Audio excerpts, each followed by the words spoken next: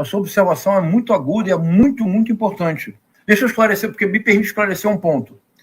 Quando eu disse que os generais da ditadura eram nacionalistas, eu estou dizendo em paralelo com os bolsonaristas.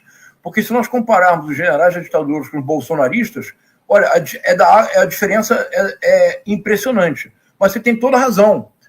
O golpe militar de 1964 foi financiado pelos Estados Unidos. Havia aqui no litoral brasileiro a chamada Operação Brother Sam. Havia navios americanos para, se necessário, se houvesse resistência ao golpe do 1 de abril de 1964, haveria provavelmente a invasão do Brasil por tropas americanas para assegurar o êxito do golpe.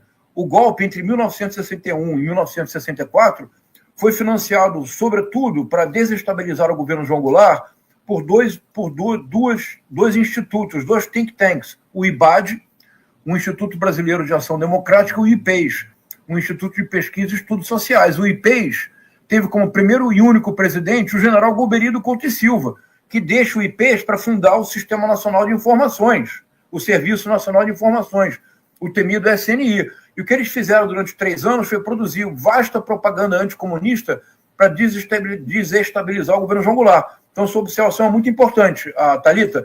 Eram nacionalistas, mas inteiramente submissos à lógica da Guerra Fria, adotando o lado norte-americano. Muito boa sua observação. Me permite corrigir o que eu havia dito, Thalita. Obrigado. Em relação ao Múcio, vamos lá. Aqui vocês sempre conversam com juristas. Eu pediria que vocês confirmassem com ele que eu direi agora, porque eu não sou jurista. Mas me parece, Thalita, que do ponto de vista de uma denúncia formal da Procuradoria-Geral da República, uma força não pode ser objeto de denúncia. Quer dizer, a denúncia precisa ser personalizada e a culpa individualizada. Por exemplo, se vocês abrirem aí de novo o relatório, Tiago, se vocês forem entre as páginas 269 e 272, mas se você vá para a página 270, por favor, Tiago. Página 270, é a antepenúltima página. Isso, página 270. Estamos nela. Olha aí, olha só. Olha o que eu estou dizendo, Thalita. Olha, vai para o Bolsonaro. Vamos ler do Bolsonaro. Baixa um pouquinho. Aqui, o senhor Jair Messias Bolsonaro. Olha só.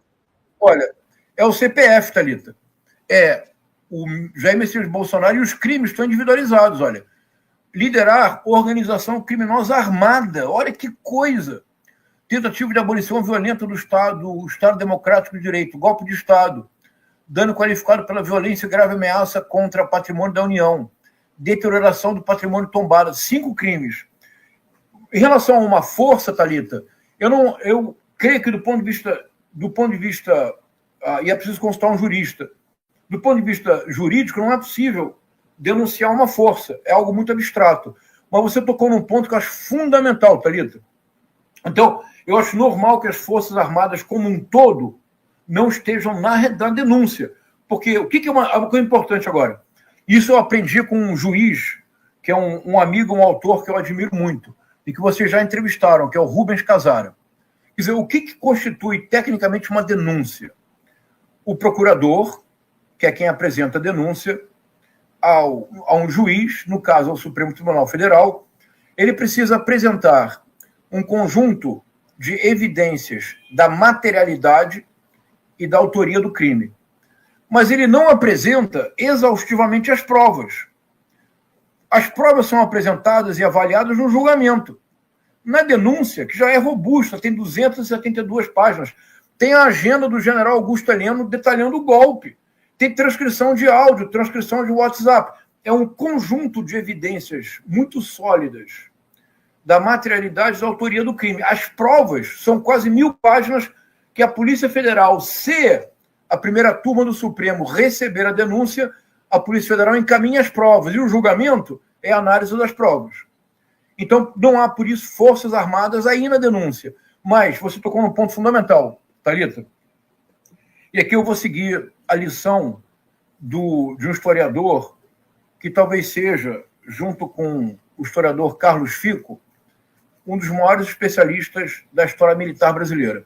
O Carlos Fico, que é o professor titular do FRJ, é o grande especialista da ditadura. Tem um trabalho importantíssimo sobre a ditadura. e o Francisco Carlos Teixeira, que também é professor titular do UFRJ, é absolutamente o mais importante conhecedor da história militar brasileira, e ele fez uma proposta recente que pareceria radical, mas que depois do que nós soubemos é necessária, que é justamente a modificação radical da formação dos futuros militares. Ele comentou, ele fez uma análise muito importante, dizendo que ele conhece muito bem, porque ele deu aula na Escola Superior de Guerra, deu aula em várias instituições militares. E ele conheceu o comando dos Quites Pretos, que fica em Goiânia, fica em Goiás. E que ele conhecia o principal instrutor, um dos principais instrutores desse comando, que era literalmente um ídolo dos jovens oficiais que entravam para o comando dos Quites Pretos. Era um dos principais torturadores da ditadura, Thalita. O que esse cara vai ensinar?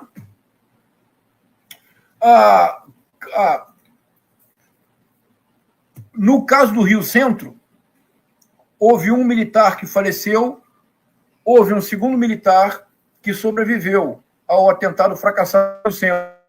Ele nunca foi culpado, ele terminou a vida como instrutor de jovens oficiais. O que um militar desse pode ensinar para jovens oficiais, Thalita? Se ele tentou colocar uma bomba no Rio Centro para atribuir a culpa à esquerda. Se o então vice-presidente Hamilton Mourão dá uma entrevista para a Deutsche Welle, e quando é perguntado, porque ele havia sido comandado, ele teve o Carlos Alberto Brilhantiusta como comandante. Então, a jornalista da Deutsche Welle pergunta para ele se ele sabia o que ele tinha a dizer sobre o passado de torturador do coronel Carlos Alberto Brilhantiusta. Ele disse, não, ele sempre, eu estive sob o comando dele, e ele sempre respeitou muito os direitos humanos dos seus comandados. Percebe, Thalita? Então, existe uma mentalidade, que é a mentalidade do militarismo, que, sobretudo, é uma herança mal resolvida da ditadura militar, que, enquanto essa mentalidade não for superada, nós sempre estaremos na beira de ter oficiais como o almirante Garnier, que foi o mais enfático chefe de força favorável ao golpe, que chegou a colocar à disposição do Bolsonaro as tropas da Marinha. Se na aeronáutica e no exército nós tivéssemos alguém com a mesma mentalidade do almirante Garnier, o golpe tinha sido dado, Thalita. Veja o que eu estou dizendo. Se no comando do exército da aeronáutica nós tivéssemos tido comandantes com a mesma mentalidade do almirante Garnier, o golpe tinha sido dado. O almirante Garnier, Thiago, se recusou a passar o comando da Marinha porque ele disse que não ia bater continência para o presidente Lula. Aí é um problema, porque nesse caso, sabe o que deveria ter acontecido? Deveria ter sido dado ordem de prisão para ele, de prisão disciplinar. No Uruguai, houve um general que deu uma opinião política. O presidente mandou prender. Prisão disciplinar. Prender, vamos esclarecer. Quando eu digo que o almirante Garnier deveria ser preso, está no regimento militar. É prisão disciplinar, Thalita. Ele não pode dizer que ele não vai passar o comando porque ele não quer bater continência no presidente eleito pelo povo brasileiro. Prisão disciplinar. Uhum. Então, esse é o grande problema da democracia brasileira. O nosso nó górdio da democracia brasileira é o militarismo e é, sobretudo, a memória mal resolvida da ditadura militar. A anistia que eles pedem para o Bolsonaro, você disse algo muito importante, Thalita. Você disse que quando eles pedem anistia para o Bolsonaro, eles reconhecem que é crime. Porque, claro, você só pode pedir anistia se alguém tiver sido julgado, provas avaliadas, condenados em função da prova e presos. Aí você pede anistia. Você pedir anistia para quem você considera inocente é fazer o Brasil voltar a agosto de 1979, quando os militares impuseram uma chantagem à sociedade civil brasileira. Uma lei da anistia que efetivamente anistiava pessoas que haviam sido presas, torturadas, pessoas que sobreviveram ao cárcere ou exilados políticos. Esses foram anistiados porque eles haviam sido condenados. Mas a lei da anistia de 1979 foi produzida, sobretudo, não para anistiar presos políticos, mas para blindar o passado de crimes da ditadura militar. Quando eles pedem anistia, eles não estão pensando nos presos da Papuda. Vejam, um colega de vocês, o jornalista Guga Noblat, fez uma coisa muito divertida, se é que se pode ter bom humor nessa situação. Há um dia atrás, ele foi no Congresso, vocês viram isso? Ele foi no Congresso? Foi maravilhoso, foi maravilhoso. E ele perguntou assim para os deputados bolsonaristas: o senhor deseja libertar os presos políticos da Papuda? Ele disse: claro que sim! Ele disse: diga o nome de um. Não saiu um. Diga o nome de um. Só o Crezão que já morreu. Que infelizmente faleceu, é uma lástima. Solidariedade à família dele. Thalita, ele dizia: diz o nome de um preso político que você quer libertar na Papuda. É evidente que a anistia para eles é reeditar o modelo da ditadura de 1979 para permitir, para tornar o Bolsonaro imune aos crimes que cometeu. Impune pelos crimes